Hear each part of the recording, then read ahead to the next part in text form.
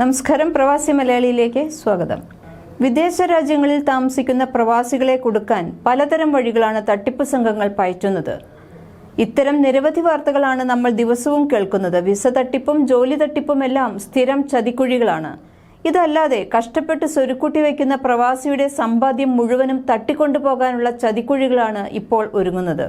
പോലീസിൽ നിന്നാണെന്ന പേരിൽ ഫോൺ വിളിച്ച തട്ടിപ്പുകാരുടെ കെണിയിൽ വീണ മലയാളി കുടുംബത്തിന് വൻ തുക നഷ്ടമായി. ഭീഷണിപ്പെടുത്തി ക്രെഡിറ്റ് കാർഡ് വിവരങ്ങൾ കൈക്കലാക്കിയ തട്ടിപ്പുകാർ 14,600 ദിർഹത്തിലധികം തുക പിൻവലിച്ച ശേഷമാണ് കാർഡ് ബ്ലോക്ക് ചെയ്യാൻ സാധിച്ചത്.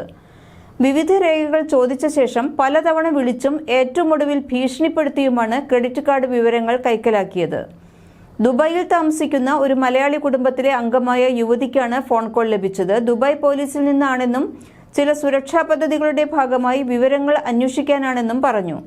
ഇത് സംബന്ധിച്ച് മെസ്സേജ് അയച്ചിരുന്നുവെന്ന് കൂടി പറഞ്ഞ ശേഷം വിവരശേഖരണത്തിനായി പാസ്പോർട്ട്, എമിറേറ്റ്സ് ID തുടങ്ങിയവയുടെ വിവരങ്ങൾ ചോദിച്ചു. ഈ രേഖകളെല്ലാം തന്റെ ഭർത്താവിന്റെ കൈവശമാണെന്നും അദ്ദേഹം ഇപ്പോൾ മറ്റൊരിടത്താണെന്നും പറഞ്ഞപ്പോൾ എന്ത് രേഖയാണ് കയ്യിൽ ഉള്ളതെന്നായി ചോദ്യം. ഒന്നുമില്ലെന്ന് പറഞ്ഞപ്പോൾ സ്വരം ഭീഷണിയുടേതായി മാറി. ഇപ്പോൾ വിവരങ്ങൾ നൽകിയില്ലെങ്കിൽ ഗുരുതരമായ ഭവിഷ്യത്തുകൾ നേരിടേണ്ടി വരുമെന്നും ഭർത്താവിന്റെ ജോലി നഷ്ടപ്പെട്ട് എല്ലാവരെയും നാടുകടത്തുമെന്നും വിളിച്ചയാൾ പറഞ്ഞു. തുടർന്ന് താമസം സംബന്ധിച്ച വിവരങ്ങൾ ചോദിക്കുകയും ക്രെഡിറ്റ് കാർഡോ ഡെബിറ്റ് കാർഡോ ഉപയോഗിക്കുന്നുണ്ടോ എന്ന് അന്വേഷിക്കുകയും ചെയ്തു.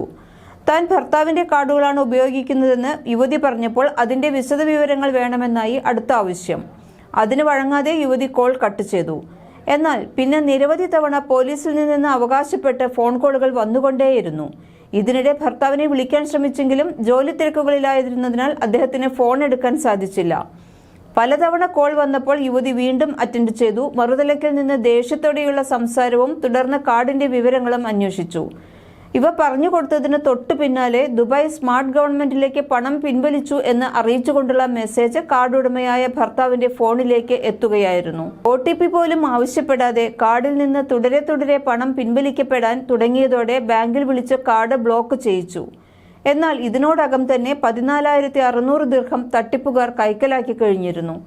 ബാങ്കിനും പോലീസിനും കുടുംബം പരാതി നൽകിയിട്ടുണ്ട്.